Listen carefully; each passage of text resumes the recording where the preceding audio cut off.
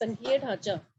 संविधान ने यह घोषित किया कि भारत एक राज्यों का संघ है और भारतीय संघवाद के सिद्धांतों पर आधारित है। संविधान में मूल रूप से सरकारों की दो स्तरीय प्रणाली संघीय सरकार, जिसे हम केंद्र सरकार कहते हैं, और राज्य सरकारों या प्रतिनिधित्व करने का सुझाव दिया गया है। बाद में पंचायतों और नगर पालिकाओं के रूप में महासंघ का एक तीसरा स्तर जोड़ा गया। संविधान ने स्पष्ट रूप से केंद्र सरकार और राज्य सरकार के बीच विधायी शक्तियों का 3 स्तरीय वितरण प्रदान किया। इस प्रकार इसमें 3 सूचियां शामिल है, जैसे संघ, राज्य और समवर्ती सूचना शक्तियों का विभाजन और विकेंद्रीकरण। भारत में विधायी शक्तियों का एक विभाजन है। संविधान की 7वीं अनुसूची में 3 सूचियां शामिल है। 99 प्रविष्टियों वाली संघीय सूची, जिसमें राष्ट्रीय महत्व, रक्षा, विदेशी मामले, बैंकिंग आदि के विषय शामिल हैं, जिनके संबंध में संसद के पास कानून बनाने की विशेष शक्तियां है। 21 प्रविष्टियों वाली राज्य सूची, इन प्रविष्टियों में राज्य और स्थानीय महत्व, पुलिस, व्यापार, वाणिज्य, कृषि के विषय शामिल हैं, जिसके संबंध में राज्य विधानमंडल के पास कानून लाने की विशेष शक्तियां हैं। और 52 प्रविष्टियों के साथ समवर्ती सूचना में सामान्य हित के विषय शामिल हैं, जहां केंद्र और राज्य सरकार दोनों के विधायी अधिकार हैं। केंद्र और राज्य विधान के बीच संघर्ष के मामले में केंद्र सरकार की सर्वोच्च प्रबल है। 3 शिक्षा तीनों सूचियों में सम्मिलित है। संघीय सूची में शामिल 99 प्रविष्टियों में से 6 प्रविष्टियां शिक्षा संबंधित हैं। ये प्रविष्टि 13 विदेशी देशों के साथ शैक्षिक और सांस्कृतिक संबंध।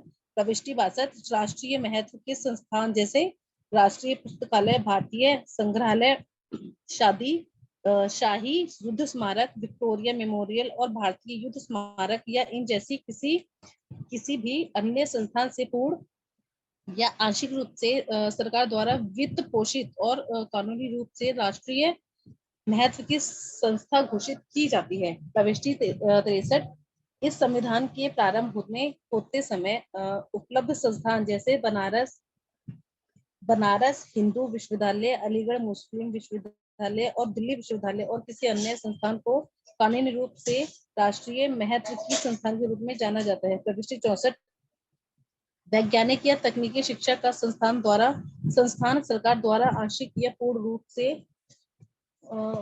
वित्त पोषित और कानूनी रूप से राष्ट्रीय महत्व की संस्था के रूप में घोषित हो। प्रविष्टि 65 केंद्रीय एजेंसियां और संस्थान पेशेवर व्यावसायिक या तकनीकी प्रशिक्षण, पुलिस अधिकारियों के प्रशिक्षण सहित भी विशेष अध्ययन या अनुसंधान को बढ़ावा देना और अपराध की जांच या पता लगाने में वैज्ञानिक या तकनीकी सहायता। प्रविष्टि 66 उच्च शिक्षा और अनुसंधान संस्थानों और वैज्ञानिक और तकनीकी संस्थानों में मानकों का समन्वय और निर्धारण। राज्य सूची में सूचीबद्ध 21 प्रविष्टियों में से 2 शिक्षा से संबंधित हैं। प्रविष्टि 11 यह बताती है कि विश्वविद्यालयों सहित शिक्षा 63, 64, 65 और 66 की संघ सूची के प्रावधानों के अधीन है और समवर्ती सूची की प्रविष्टि 25 राज्य का विषय होना चाहिए। प्रविष्टि 12 पुस्तकालयों, संग्रहालय और इसी तरह के अन्य संस्थानों द्वारा नियंत्रित या वित्त पोषित और साथ ही प्राचीन ऐतिहासिक स्मारकों और रिकॉर्ड को राज्य के अधिकार क्षेत्र में रखने की बात करता है। राष्ट्रीय महत्व के घोषित होने के अलावा अन्य समवर्ती सूची। प्रविष्टि 20 आर्थिक और सामाजिक नियोजन। प्रविष्टि 25 तकनीकी शिक्षा, चिकित्सा शिक्षा और विश्वविद्यालय, व्यवसायिक और श्रम के तकनीकी प्रशिक्षण सहित शिक्षा। प्रविष्टि 262 कानूनी चिकित्सा और अन्य पेशे। प्रविष्टि 28 दान और धर्मार्थ संस्थान। प्रविष्टि 39 समाचार पत्र, किताबें और प्रिंटिंग प्रेस। यह दिलचस्प है कि शिक्षा को विधायी रूप से मूल रूप से राज्य सूची में शामिल किया गया था। बाद में इसे 1976 में एक संवैधानिक संशोधन के माध्यम से समवर्ती सूची में स्थानांतरित कर दिया गया था। आज समवर्ती सूची की प्रविष्टि में 25 इस प्रकार है। तकनीकी शिक्षा, चिकित्सा शिक्षा और विश्वविद्यालयों सहित सूची 1 की 63, 64, 65 प्रविष्टियों के प्रावधानों के अधीन शिक्षा। 66 श्रम का व्यवसाय और तकनीकी प्रशिक्षण। राज्य सूची से संवर्ती सूची में शिक्षा के हस्तांतरण का उद्देश्य और निहितार्थ 18 दिसंबर 1976 को संविधान में 32वें संशोधन के माध्यम से राज्य सूची से संवर्ती सूची में शिक्षा के हस्तांतरण किया गया। इससे पहले कि यह राज्य सूची में होता था, संशोधन का सुझाव श्री स्वर्ण सिंह समिति द्वारा दिया गया था, जिसका विचार था कि कृषि और शिक्षा देश के लिए वांछित सामाजिक आर्थिक परिवर्तन प्राप्त करने की दिशा में तेजी से प्रगति के लिए महत्वपूर्ण है। इन दोनों विषयों के संबंध में भारत की सभी नीतियों को विकसित करने को आवश्यकता से अधिक बल नहीं दिया जा सकता। एक मौलिक अधिकार के रूप में शिक्षा। लंबी अवधि से भारतीय संविधान में शिक्षा एक मौलिक अधिकार नहीं था। यह वर्ष 2002 था जब शिक्षा को 86वें संवैधानिक संशोधन कर एक मौलिक अधिकार बना दिया गया था। इस संशोधन के माध्यम से भारतीय संविधान में 3 परिवर्तन किए गए। एक नया अनुच्छेद 21 अर्थात शिक्षा का अधिकार अनुच्छेद 21 के बाद जोड़ा गया, जिसमें कहा गया है अनुच्छेद 21 राज्य 6 वर्ष से 14 वर्ष तक की आयु वाले सभी बालकों के लिए निःशुल्क और अनिवार्य शिक्षा देने का ऐसी नीति में जो राज्य विधि द्वारा अवधारित करे उपबंध होगा। 6 साल से कम उम्र के बच्चों को बचपन की देखभाल और शिक्षा के लिए प्रावधान करने के लिए अनुच्छेद 45 के लिए नए अनुच्छेद का स्थापन किया है। 2 अनुच्छेद 45 6 वर्ष से कम आयु के बालकों के लिए प्रारंभिक बाल्यावस्था देखरेख और शिक्षा का उपबंध। राज्य सभी बालकों के लिए 6 वर्ष की आयु पूरी करने तक प्रारंभिक बाल्यावस्था देखरेख और शिक्षा देने के लिए उपबंध करने का प्रयास करेगा। अनुच्छेद 51 का संशोधन। संविधान के अनुसार 51 में खंड जे के बाद निम्नलिखित खंड जोड़ा गया था। जो भी माता पिता या संरक्षक हैं 6 वर्ष से 14 वर्ष तक की आयु वाले अपने बालक या प्रतिपालय जो भी स्थिति हो के लिए शिक्षा के अवसर प्रदान करें। इस परिवर्तनों के कार्यान्वयन को सुनिश्चित करने के लिए संसद द्वारा वर्ष 2009 में बच्चों के लिए निःशुल्क और अनिवार्य शिक्षा का अधिकार कानून बनाया गया, जिसे 1 अप्रैल 2010 से लागू किया गया।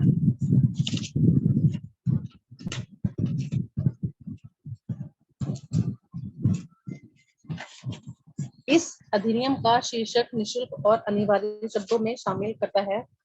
निःशुल्क शिक्षा का अर्थ है कि कोई बच्चा जो अपने माता पिता द्वारा विद्यालय में भर्ती कराया गया हो, जो कि उपयुक्त सरकार द्वारा समर्थित नहीं है, को प्रारंभिक शिक्षा को आगे बढ़ाने और पूरा करने से नहीं रोका जा सकता है। इसके अलावा यह शिक्षा किसी भी प्रकार के शुल्क